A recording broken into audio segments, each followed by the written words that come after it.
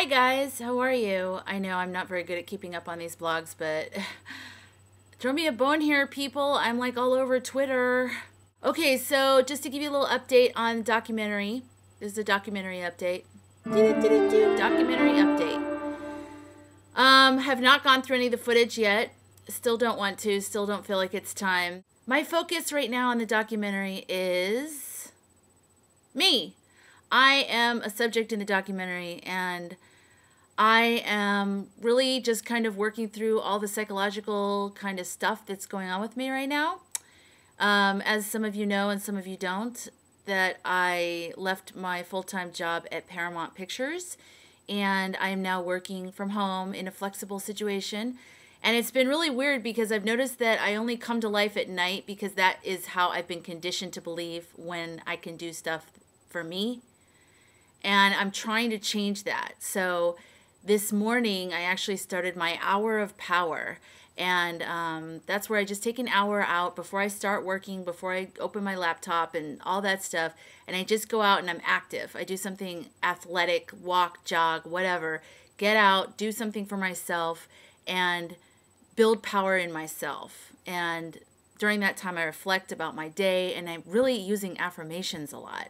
I don't know if you guys use affirmations, but I'm all over affirmations right now because it's like I'm realizing how much negative self-talk I must have had all this time. So trying to deprogram that.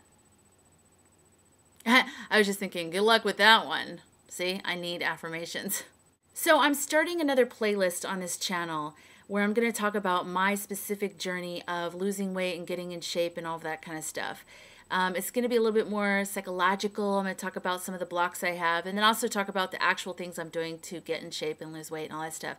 So if you're interested, I invite you to subscribe to that playlist. I'm not really sure how it works to subscribe to playlists, but that'll be over there, or there'll be a link or something. So if you follow me on Twitter, you know that I'm constantly retweeting Dapo Torimiro's accomplishments. He's one of the subjects of the documentary. He's a music producer, and he just had a bunch of really awesome meetings in New York, met with Clive Davis and Larry Jackson and all these top people at all the labels. You guys should just follow him on Twitter so you can keep up. He has his production company that sends out tweets.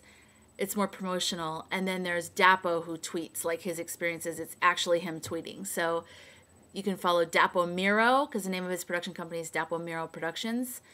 So I'll put that link over there. Or you can follow Dapo Torimiro, who is the actual producer. Very interesting stuff happening with this guy. If you're into music, into the music industry, you know, this is a guy to pay attention to because a lot of stuff's happening for him. And he is in my documentary. I don't think he's in your documentary, is he? No, I don't think so.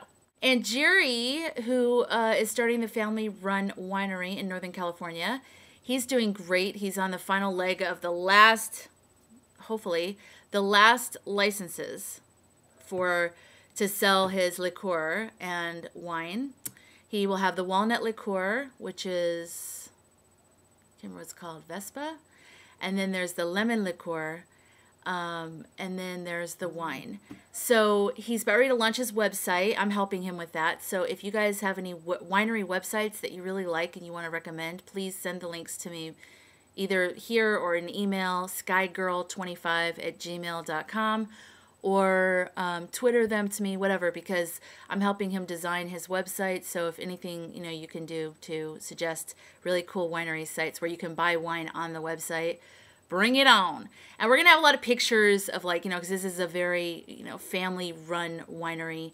It's very picturesque, so it's going to be very image-focused of the family and all that kind of stuff. But he also wants it to be, you know, really high-end and really beautiful and nice, too. So send those links my way. And some of the subjects in Arizona don't know it yet because I haven't called them and told them, but I will be coming out there probably after the holidays. And I will be updating what they're going through and what's going on with them. And so I'm really excited about that and getting them on camera and updating their storylines. But yeah, so I'm excited. Documentary's rolling along, rolling along, rolling along. A big part of doing a film is, as a filmmaker, is your perspective. I really don't think they teach in film school enough how to be connected to your perspective as a storyteller, as a filmmaker storyteller. It's like, it's one thing to learn all the technical stuff, which is really important because all those technical tools are ways that we tell our story through film. But you can also hire someone that knows all that stuff. And you could tell them the aesthetics that you want for a certain scene or whatever. And that would be their job to get that done. You would know the basics of that, but, you know, because it's constantly changing. And if you're a technical person, then that's great and you love it. But if you're a storyteller, then I think your real journey is to figure out how to tell compelling stories, but also figure out what your perspective is. What exactly is it that you're trying to say?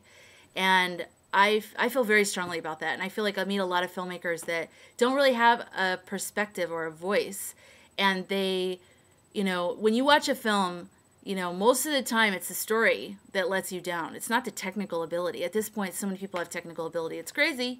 So it's not usually the technical ability. It's usually the perspective. And I'm not talking about something deep and meaningful. I'm just talking about even a horror movie or whatever. If you don't feel like you understand the storyline or you understand the characters or which character you're supposed to be empathizing with and who's the bad guy, and like if you can't really clarify what the perspective of the story is, that's not good, and that's the filmmaker's fault, in my opinion. So anyway, so that's kind of what I'm working on with myself, is trying to get my perspective back on dreams and what I think about dreams and what I think about going for dreams. Because when I started this documentary, I had such a different perspective on everything. And then I just kind of pushed through all those years filming and made it about everybody else. And I really didn't think too much about what I thought about my dreams and about how my opinion of my dreams had changed over the years. I really didn't think about it. I couldn't think about it.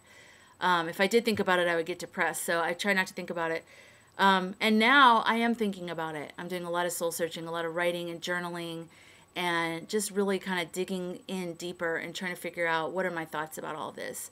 So it's kind of weird. It's kind of interesting. I want to say a quick congratulations to Dina Marie, who's Beaner LaRue here on YouTube. She won the Pinup Girl contest on MySpace. I'm so excited because I like totally voted and stuff. Although I did it wrong the first couple times. I didn't know what I was doing. But congratulations, Dina. That's awesome. I love that. You're like the best Pinup Girl. You're like that total look. It's awesome.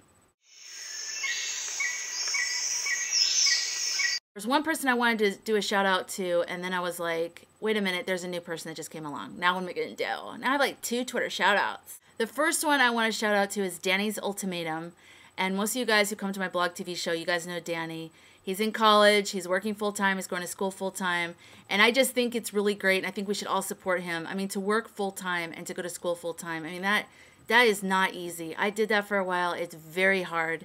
I commend you. I'm here for you, Danny. Everybody else, you know, that knows Danny or whatever, he's a great guy, always positive, doesn't talk junk about anybody. You know, he's always congratulating people, and he's always positive, even though he's working all those hours. And you know, he's just all around positive, nice guy. And I really recommend you guys follow him and support him and help him get to work on time and to do his homework on time, because he has pop quizzes that he forgets about. And the second person I want to say a Twitter shout out to is Erica Mayer. I'm not sure how you say your last name. It's Erica, ERICA, MAYER, like the baloney. But she's not baloney. She's real. She's like the real thing. I really like her. I met her through No Hidden Path, who I did a shout out in my last blog about. She's a great person to follow, very supportive, and always has positive things to say, but she's also real. She's not one of those like just fluffy, like spinning wheels for eyes, positive people. She's actually got a little bit real stuff to say too. So hope you're doing well, and I don't know. Let me know how you're doing down below, down there in the comment section. You know what I'm saying? All right, bye.